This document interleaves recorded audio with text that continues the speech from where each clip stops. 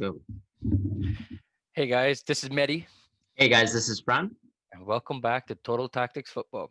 Fran, today the Champions League draw is out, and we're all excited for the upcoming games. How excited are you for these specific fixtures, and where do you think these teams will rank come the quarterfinals? No, I agree with that. I think it's probably better to look at this on a game to game basis.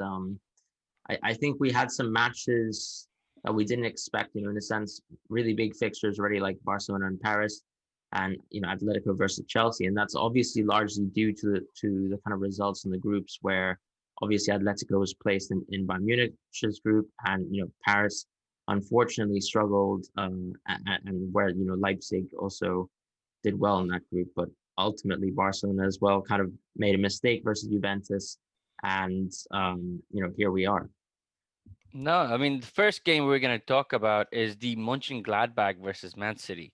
Um, This is coming. Monchengladbach have done really well in the group stages for me. I think that was really interesting. Inter was also another team that people talked about maybe could be going ahead, but they gave Real Madrid a good fight, Inter a good fight, and they're coming up against City, who've seemingly just easily breeze past their group stage. What are you expecting for this game, and how do you think Marco Russo's side will, face up against Pep Guardiola's? Yeah, so the interesting thing about Monchengladbach, I think, is that they do press well as a team, but then what I saw in the second game versus Real Madrid is that when a side is very composed in terms of being able to kind of retain possession, they really can't find their mark on the game because they really rely on these kind of forays where Thuram and even someone like Alexander Playa kind of benefit from these over the top balls that they play, and they're almost these kind of kind of winger archetypes that are almost central forwards. They can kind of add a little bit of a dimension in terms of being able to score headed goals, and also be a bit more physical on that side. And I think the issue is when you're kind of met with, let's say, a defense that is a bit more composed. They don't have any creative ways in terms of through balls in behind to score, and I think that's what Man City have to play against. It's not necessarily going to hit against Man City's biggest weakness, right? Because we know City, although they do struggle with physicality, that's more in the midfield, and then you know in terms of strikers and wingers that they kind of struggle with, it's really those pacey kind of technical dribblers, which I think, isn't exactly what Monchengladbach bring to the table. You're right, and I'm looking at the XGs from their games, the ones where they drew against Real Madrid and Inter Milan. Their XGs were not compared to the XGs against them, and that's you can also see that like they've a little bit overperformed in those games. They were able to get the results. Real Madrid, heroically comes back, to draw the game in the first tie up, but I do think with Man City they should be able to overwhelm them with their fast playing football. The only thing that sometimes a little concerns me is that Man City also is kind of lacking that sort of clinical edge in front of goal. They've Yeah, missed that's a good point. their strike partner, like the main striker in Aguero recently. Hopefully, he's fit and ready to fire for them. Until then, that's what Pep would be hoping for. Jesus has looked like the shadow of the talent that they want him to be. He's got a lot of chances up front, but he's just someone who's possibly not the striker in the long run now that City would want to have. And that's something maybe Pep could address in the January transfer window. I'm sure that they must have been looking at this for a while, and this seems to be a consistent problem they're facing with the finishing of it, the striker that they can take them to the next level again. And in the opposite side, we have, like you mentioned, Player and Marcus Thuram, who can provide that, but City just generally do have too much quality in each department to be able to just sort of control the game. And I feel like over the two legs, even if Mönchengladbach get a few goals, Man City should be able to breeze past them. Yeah, I mean, just one last point. I will say that Mönchengladbach really struggled versus Real Madrid because Real Madrid had the bodies to kind of score these headers. I mean, even although Benzema is not the most largest central forward, the goals that they conceded versus Real Madrid across the two games, which is the only team they really struggled with in that group, was through headed goals, usually through Benzema and these kind of long distance shots. So for me, I think if KDB can get his shooting boots on, that will be the key. But I think it's really a good point that you mentioned that, Jesus hasn't been able to find a way to score because these near post runs are what Real Madrid were able to kind of utilize, even though they also scored headed goals. And I think that's the kind of thing, the quality of the defense, might be able to get away with Man City's lack of clinical finishing. But yeah, let's move on to Lazio versus Bayern. No, you're right. I mean, Felipe Inzaghi, they've not done so well in the league, but they look solid in the Champions League. Haven't been there for a while, and I feel like this is they're coming up against the champions of last season. Fran, do you think Lazio could give Bayern a bit of a tough time? So I think with Lazio, I think you meant what, Simone Inzaghi, right? Yes. Um, so I think his brother coaches Yeah. Benevento, but no, I think the interesting thing about Lazio, of course, is what we saw last season was that they were really pretty much predicated on the form of Luis Alberto, right? Yeah. A player who's a very great technical kind of 10, who can also press in a modern system. But the issue, of course, I think is for Bayern Munich, they're pretty much stacked top to bottom, with the exception of, let's say, left back and right back. If, let's say, Davies is out and they play Hernandez, I think then they become a side that have less kind of offensive issues, right, to present to a team like Lazio. But ultimately, for me, the issue with Lazio is if you even look at their matches versus Dortmund, they really struggle versus, I think, high press. They struggle with kind of runs in behind as well. And I think Bayern just have the tools in terms of also being able to dominate the midfield physically, within that kind of defensive mid area that Muller operates. And that's going to be the key issue because I think, Lazio don't really have like a top tier DM who can really stop Muller and Lewandowski's kind of creation within the essential areas. And then you, of course, have to deal with the wingers, which, I mean, Lazio also clearly doesn't have the best of the fullbacks, to offer. And ultimately, I think Bayern will be a bit too much. No, I think you're right. That midfield with Lucas Leiva and Milinkovic Savic. Lucas Leiva has done really well since he's been to Lazio, Mm. and they performed admirably last season. But like, it's the squad depth in this team that really is the problem. We saw that at the end of the season with Alberto getting injured and like them losing a few key players. They just weren't able to continue with the same style of play.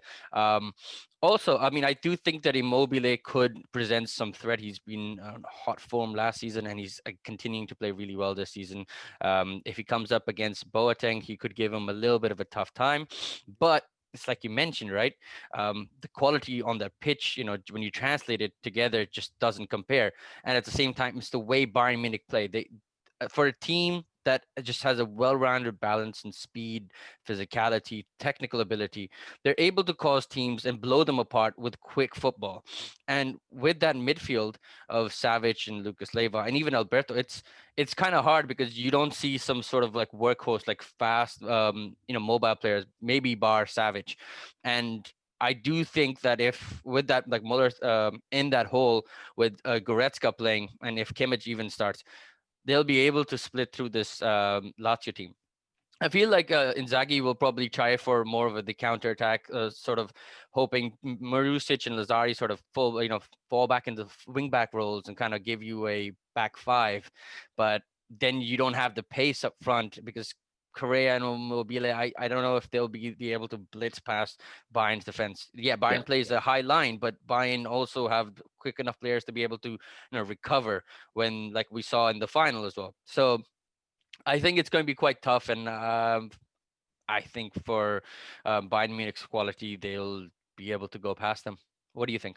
yeah, no, I agree because I think when you operate in a back three, which is what Lazio do, as I say, they don't really have the fullbacks on offer, and as you mentioned rightly, they kind of operate with these wing backs who are very offensive, and ultimately, it's that kind of area of the space that you give up on the wings to someone like Sane or Coleman or even Gnabry, and that's going to be extremely deadly because if you have to focus on that threat, then you have to focus on Lewandowski as well, and then contrastingly, I think Bayern just seem too good a squad top to bottom. I think over the course of two legs, it's almost too big of an ask for any team that isn't matched with them in terms of a man-to-man level, or at least present them kind of like key attributes that can beat them. So, for example, with Lyon, they gave a pretty valiant effort where I think if, let's say, Depay or Toko Akambi really took their shots, they could have won. But they have a very specific mold of a team. They play through a low block and then play through these kind of counters in behind. But I just don't see Lazio doing it because Immobile isn't that type of frame of striker. But if we move on to the next match, we have Atletico versus Chelsea. This is obviously a gigantic game. Very unfortunate for both sides, I would say, because Atletico had a tough group with Bayern Munich. Of course, I don't think they were expected to come anything else but second. Whereas Chelsea performed so well only to kind of meet Atletico so early on. Well, I mean, this is a matchup that in recent times has been quite exciting. We've seen it kind of split between both teams. No one's a clear winner in this. And right now, again, when you put these teams like head to head together, I do think they might be equal in a sense in quality. And I'm quite interested in this game, but this is probably one of my more favorite fixtures because I can't see a clear winner. I do think both teams have enough quality. Chelsea have heavily recruited this season with Ziyech and Werner, not to mention Havertz, and they are now starting to click. Most of these players are working together. Bar the Everton game, they have done really well. They were undefeated in 17 all competitions. That's phenomenal. And he's starting to get that ball rolling, right? He's got the wingers, he's got the different kind of strikers available to him, whatever game you need. Like in the game like Atletico, if they want to sit deep and, have a deep block, you've got Giroud and Tammy Abraham to aim at. You got players like Pulisic and Ziyech who could dribble past and kind of create chances. You've got Reece James and Chilwell who can throw in a beautiful ball.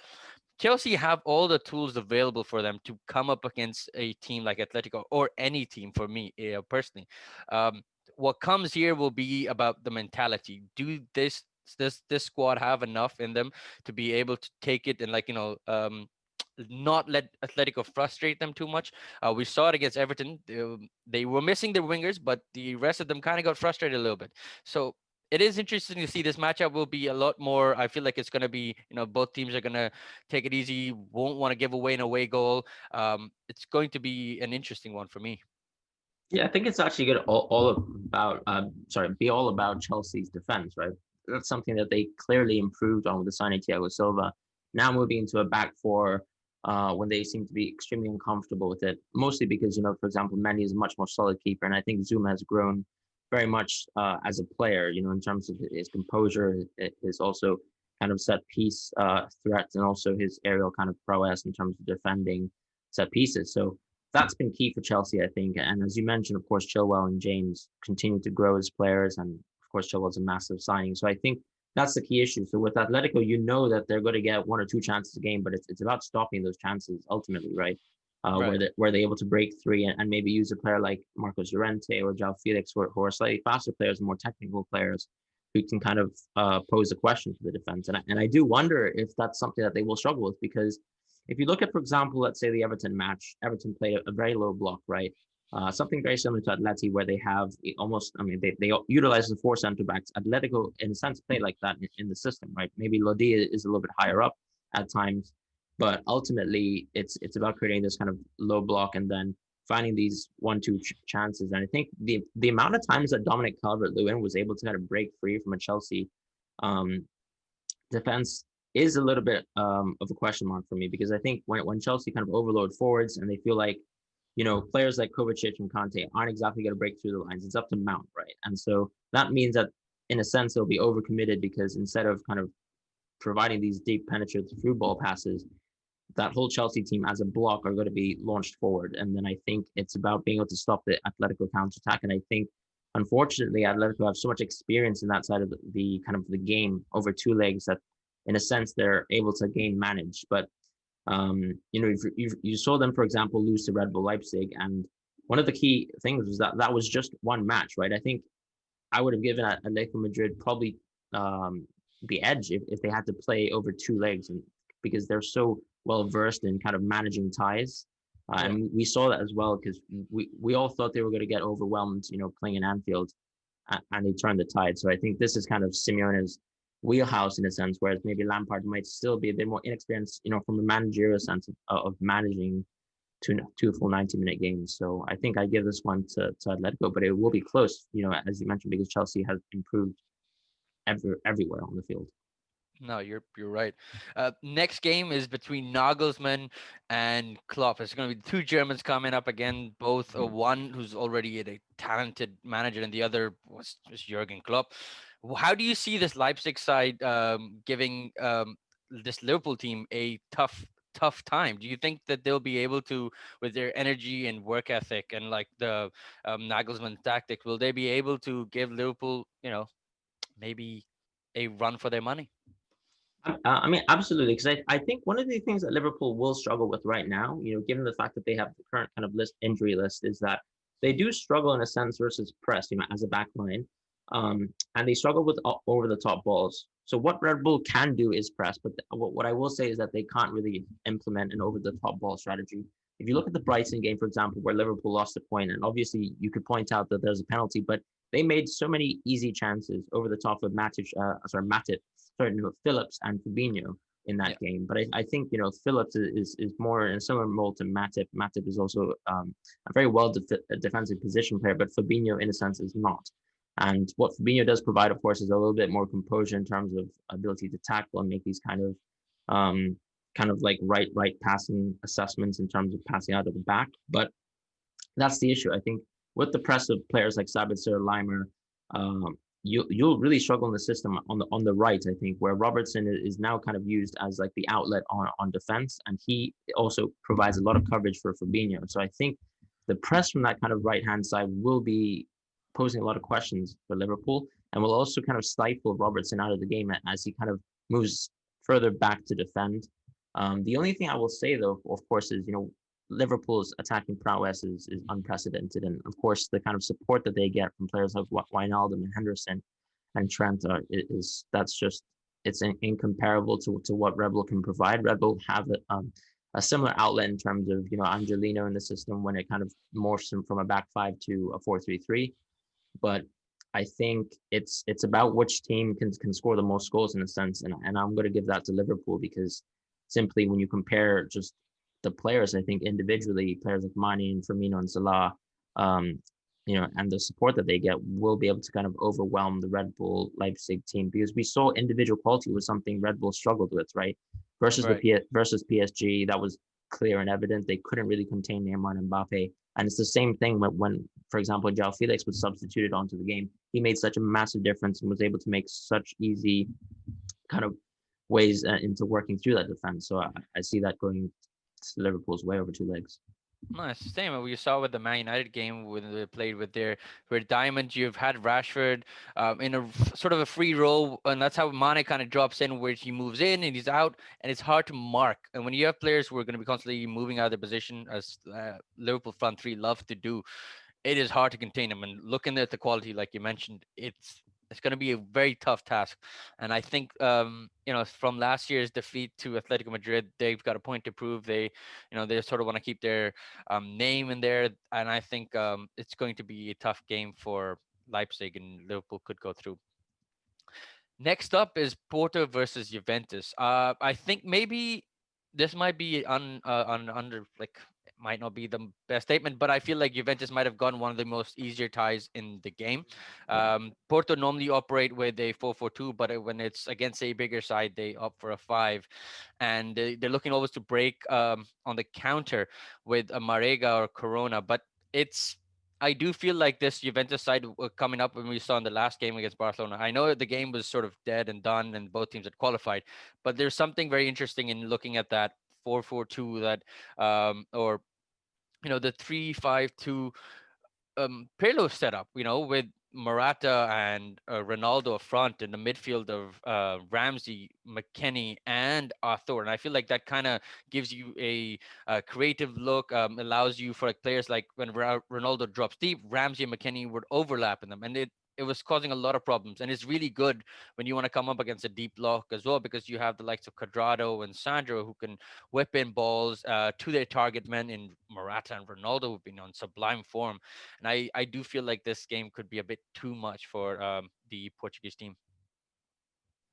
I agree with that. So I think it's like if you look at the game versus when they played Man City at their home, they struggled, right? Like sorry, rather away, Yeah. at Man City at the Etihad. So that game for me showed that, they struggled to play versus a very slow, very static midfield in terms of playing Gundogan and Rodri, right? This is a side that I think Pep would never utilize in the Prem versus teams that are very well orchestrated with a high press. And that tells me that if you can struggle versus that side, from a possessions point of view and being able to kind of contain them, then you're going to struggle as well versus Pirlo's kind of new Juventus, because I think he has made positive strides, as you mentioned. If you watch the way they play versus Barcelona, a very kind of tempo heavy side that rely on getting ball possession, they completely stifle that from Barcelona because of the workhorses that they have in terms of McKennie. And let's say someone like Ramsey, when they opt to play for him instead of Dybala. And that's for me going to be the key difference maker when I compare the midfields, because that kind of work ethic and also, both Morata and Ronaldo, their hold up plays are going to pose a lot of questions. Well, I think Pepe does extremely well, admirably, kind of leading the line, and he's shown to continue to be a class player at this age. He's going to really rely on the kind of work ethic of his teammates, and ultimately they'll be drawn out by the kind of intricate kind of plays where, let's say, Morata or Ronaldo drop forwards, and then McKennie or Ramsey kind of move into the center, into the box. And I think that kind of allure with the kind of work ethic of, let's say, like Cuadrado as well, will be very hard, because Juventus as well have a strong bench in terms of being able to put out Kesa, Dybala, Bentancur even, and even Kulusevski. Kulusevski, of course. And so that's going to be such a big ask, over the course of two legs. And I don't think Porto can contain them, because while they look okay as a back five, and they've been actually very solid, in my opinion, defensively, that's in a sense all they can do. And when you kind of face them over two legs, I think you'd favor Juventus, for example, take a good result at home and maybe just, fight out for a 0-0 draw. Well, I mean, the next game on the list is with Neymar going back home. Hmm. It's Barcelona versus Paris, and I think that's the big tie, bar Yeah. the Atletico Chelsea one. And man, I've looked at both teams. Barcelona have not been great in recent games. They looked a little dodgy with Koeman. That's just with they've lost a few players in Hmm. like their wingers in Dembele and Ansu Fati, who was a star this season. And then the lack of that wing threat, like that, the threats from the flank is quite prominent against Juventus. But Paris might not have Neymar in that game as well, and they have this dodgy defense, which I'm not satisfied with. Friend, what do you expect from this game? No, I agree. I mean, you start off a good point there. They let go Thiago Silva and realistically brought no one in, right? Um, that's the key issue, I think. So while you do have, let's say, Marquinhos and Kimpembe, who I think I will say of the latter in terms of Kimpembe has improved uh, tremendously. I think from, let's say, when he made those kind of crucial mistakes when he played versus Man United, and everyone kind of remembers that moment where even Carrera had a bad game. For me, I think, they still miss out on, let's say, someone like Bernat, who provides them a lot. Yeah, And like PSG, it's hard to say, because of course their domestic form hasn't been fantastic. They've recently been playing in back three, where, for example, Danilo Pereira has played recently in that side, and then you have like someone like Bakker, who plays on the left mid position right now, allowing yeah. Neymar to kind of stick to the 10 position, and then kind of operating with Mbappe as a striker in that sense.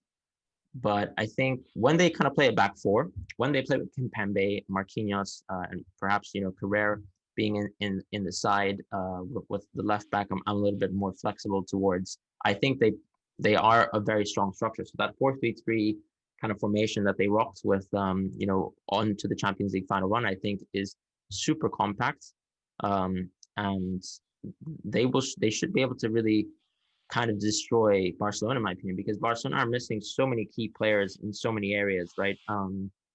You have recent injuries to PK, which has been really unfortunate, and then as you mentioned, Dembele really takes out the attacking sting from the game, as well as Fati. So Barcelona recently have only been able to kind of create forays where, let's say, defenses are a bit staggered, and they kind of let someone like Messi or Griezmann run through. But when you're faced with, slightly more well-oiled sides who can press as well. I think Barcelona have really struggled. That Juventus game is extremely telling as well. Their inability to deal with press and also kind of have the defensive mids deal with these kind of man-to-man assignments. So I think when you have players like in the PSG midfield, which are essentially just workhorses alongside Verratti, who's a bit more of a technical player, Yeah.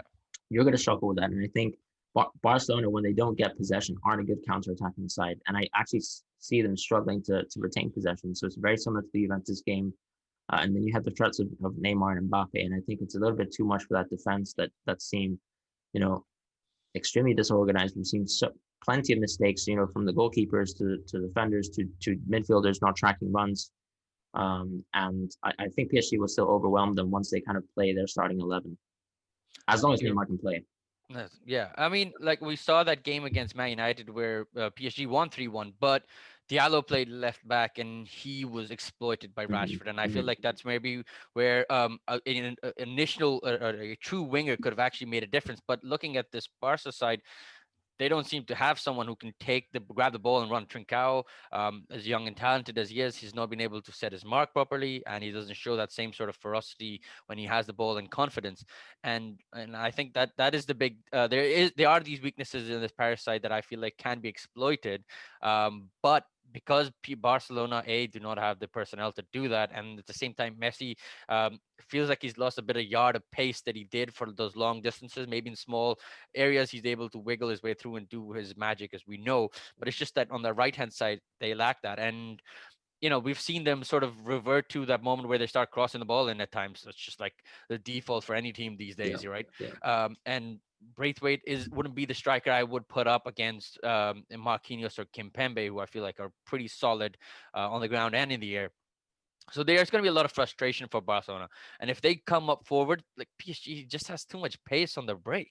We've seen with just Mbappe alone and Neymar, if they bring in Di Maria from the bench, there's just a lot of pace to be dealing with. And with Barcelona's high line, we can have a lot of problems. Morata was causing on the break issues for Barcelona. We saw Longley getting a yellow card and stuff because he had to foul them. And if that's now you're facing with the speed of Mbappe or Di Maria or Neymar, that's going to be really tough. And I think Paris should win this tie. If nothing else should count for Paris. So other than that, would be a failure for Tuchel. No, I agree with that, to be honest. And I think, yeah, you have to say, you have to contextualize the position that Barcelona is in, and it's crazy, but I think that's exactly what we should expect. And moving on, we have Sevilla versus Dortmund. This is a very interesting tie because I would say Dortmund had a rather easy group. Lazio have been severely underperforming, and they didn't really give Dortmund much of a big ask. But you look domestically at Dortmund as well themselves; they haven't been doing hot. Lucien Favre has just been let go as well as a manager, so that's a big kind of quandary in terms of what's going to happen to Dortmund, right, over time. Who's going to come in as a manager, because they still have a fantastic side when we're going forwards. Hummels has also shown fantastic performances as of late, but for me, they still kind of lack key pieces, right? They're missing players like Hakimi in terms of defensive players who kind of fit that very highly offensive structure. And at the same time, they just lack, the defense. It's clear. I mean, if you can lose 5-1 to Stuttgart, who are actually a side, I would say, who performed very well and increasingly grown in terms of stature as of late, that's a big problem for a team that wants to compete deep into the Champions League. And we've seen them continue to struggle year on year with that, right? Despite the fact that they house a lot of offensive talent. And Sevilla is a side that is so compact and so good at defending. Of course, the Chelsea game is a little bit of a misnomer, but I will say that, for example, a player like Koundé was out, Acuna was out as well. I don't think Sevilla exactly played their best side. Of course, you should never lose to also, a weakened Chelsea side in the sense where they didn't even start Ziyech or Pulisic, right? So that's the key thing for me. I think Sevilla have such a good low block. They should be able to contain Dortmund and also score with like the threats of Ocampos. And for me as well, you look at the kind of goals that Dortmund concede, they're still going to struggle with the way Sevilla play. Sevilla also do play a crossing style, but they have people to cross to, right? They have Enesri, they have Luke de Jong as well, and those will be threats that I think will still ask questions of this Dortmund defense, who've just conceded too many goals as of late, and shown to not be compact enough, in my opinion. No, you're right. I mean, we've seen with the Seville side, they love that 4-2-3-1 formation, but it's technically gifted. Like Oliver plays in there with Rakitic. They've got the wingers in Suso, who's a bit more creative than just an out and out winger.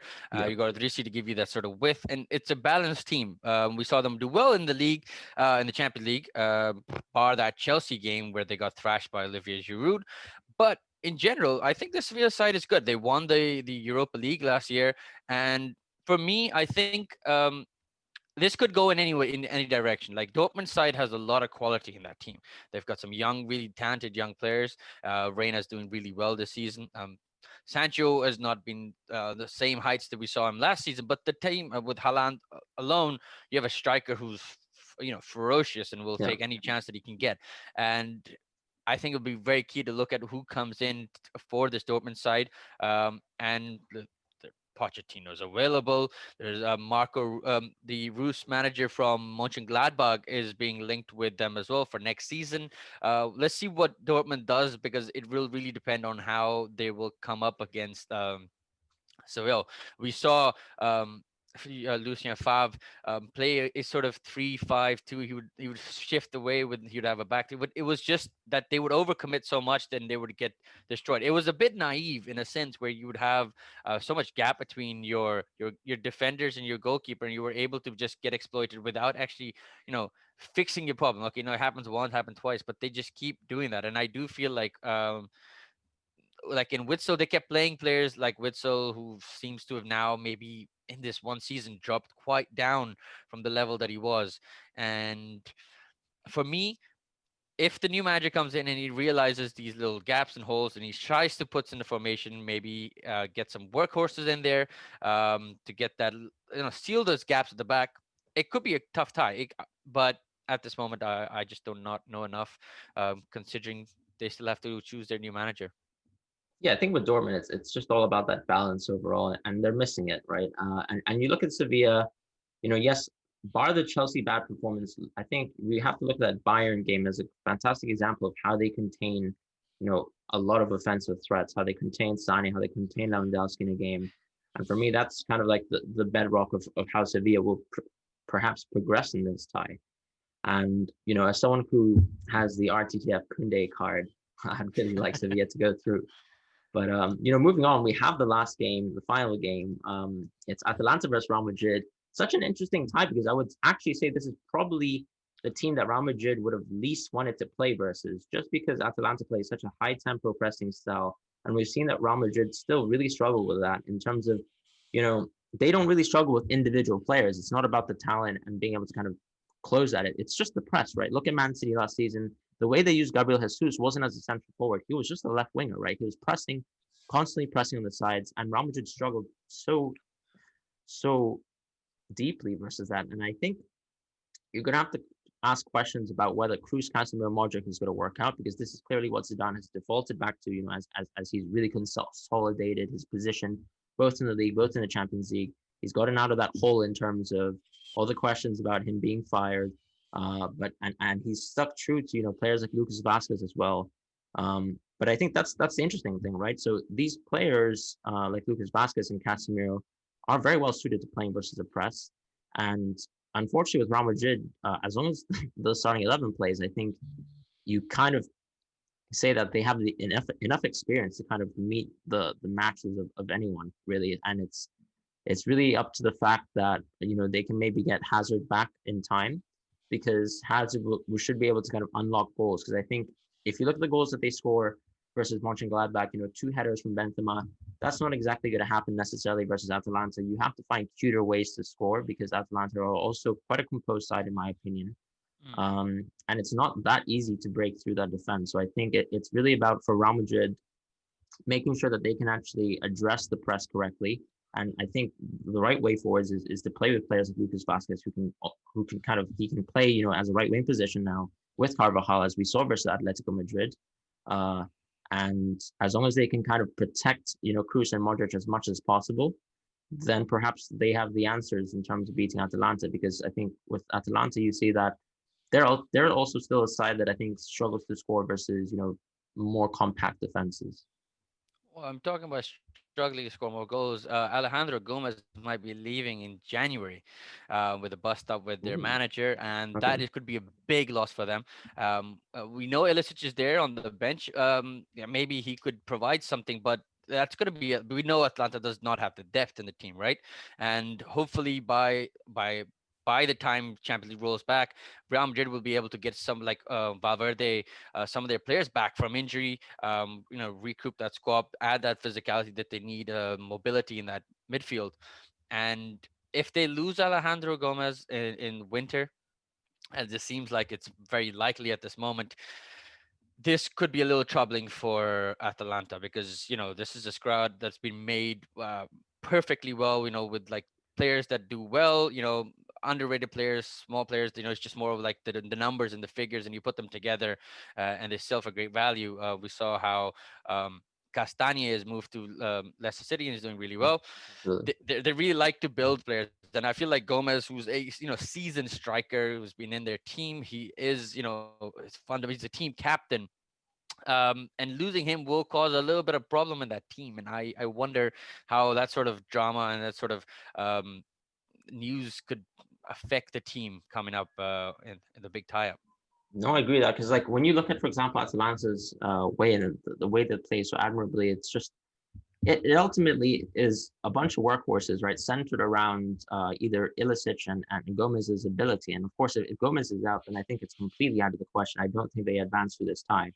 Yeah. But I will say, of course, like he seems to be very well settled in with his family there. So let's say if Gomez plays, I think in that kind of three back structure that they play in with the wing backs, I do think Real Madrid have the kind of players, for example, Vinicius and Lucas Vasquez to be able to contain the wing backs, and then still find ample opportunities for both Modric to kind of and Cruz as well to create, right? So that for me is like the big difference I think between the two sides.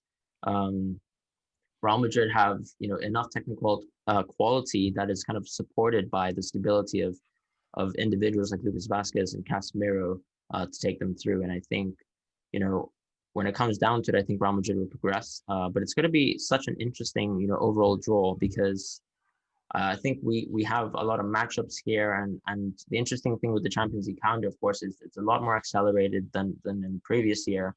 A lot of teams are probably going to be struggling, with injuries as well. We've seen that with Liverpool. One of the big key kind of elements of their season has been as a result of that. And you never know what's going to happen from here until then. We could have major injuries. We could have some major upsets as well. So I think it's a fantastic kind of a draw as well, and I'm glad that we have at least two big matches there inside this round of 16 draw. What are you looking forward most to? Ultimately. Well, I mean, for me, looking at these tie-ups, this is somewhere where we'll probably see a big team or two drop out of the competition.